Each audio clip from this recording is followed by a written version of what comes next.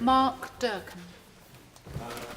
Thank you, Madam Deputy Speaker. It's a pleasure to follow the honourable member for Gainsborough, who has, again, as others have done, have touched on the human realities of people whose lives are afflicted in this conflict.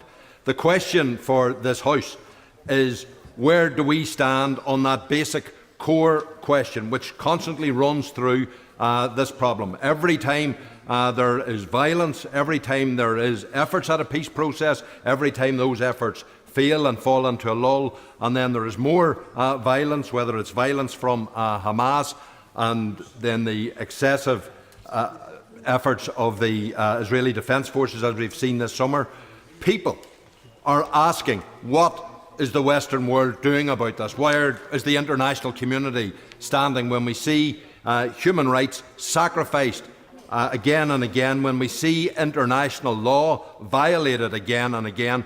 Where is the will of the international community? And of course we hear it here, we hear it at the dispatch box here and at other times, that the Israeli government are being told about nothing disproportionate, no to occupations, and yet it continues.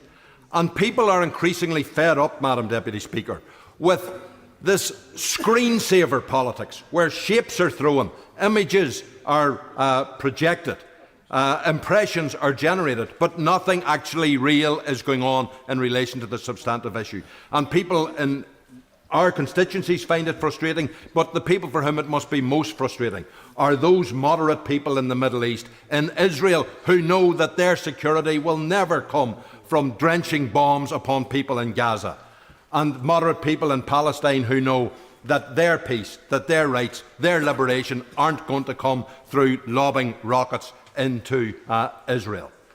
They want a peace process, and they know that the heart of the peace process has to be a two-state solution.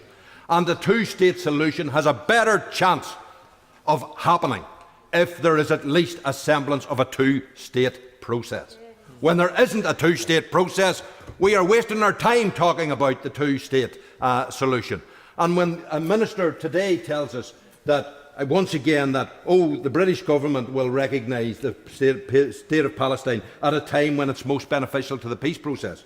And then he goes on to say, a negotiated end of occupation is the most effective way of having the Palestinian aspiration for statehood realised on the ground. Is the minister telling us that the British government will only move in relation to recognising the state of Palestine whenever there is a negotiated end of occupation, in which case that is no argument against this motion at all, and I don't think anybody could accept that as a reason to vote against the motion or the amendment? Yes. And for Vivian Wade, but I don't know if he shares my suspicions. I don't believe we are going to have a vote tonight. It looks suspiciously like there's consensus, and if we don't have a vote, there will be no grand voice that he's hoping to have. We will have a vote. That may well be, and again, that will maybe add to the frustration that people might have. But we can see if that comes about, to flush out a proper declaration, because there should be no obfuscation on this. There is a clear choice. One of the beauties about the motion that the honourable member for Easington has tabled is it is clear.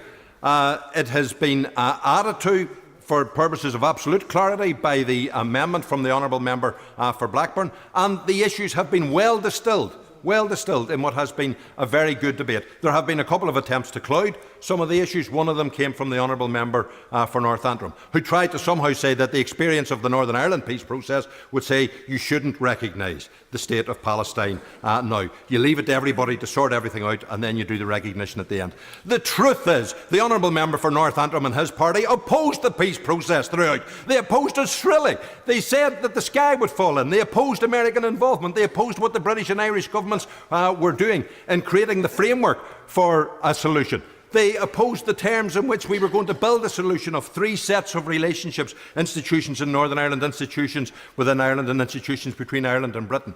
The point is, sometimes in a process, it is people outside of the situation of conflict have to help to create some of the givens for a process. In the give and take that we expect a negotiated process to do, particularly in an issue of historic conflict, it isn't within the party's gift to do all the giving. That's where responsible international input creates some givens as well, and creates some new realities. Does he agree with me, and I want to pay tribute to his role in the Northern Ireland process, but does he agree with me that the involvement not just of the United States but also of the European Union in the events in 97, 98, 99 was crucial in facilitating that agreement? Absolutely, and they predated that as well, because people who fear, oh, this is just a gesture, and oh, somehow the gesture could lead to a dangerous outcome. The fact is, there were layers of understanding, layers of initiative and input from the international community over a period of years that helped to condition the context of the peace process, that helped to give people a sense of reality in terms of what the realities of our problem were and what the absolute requirements of a solution were going to be, the unavoidable requirements of a solution, in ways that actually made people comfortable with those, because people didn't have to have the burden of making the concession or the compromise themselves. They could take it as something that had already been given by the fact of the process. And that's why the important step of the international community doing more by way of recognising the state of Palestine to create a sense of a more equal process. Will it create a solution? No. Will detailed negotiations have to happen? Absolutely.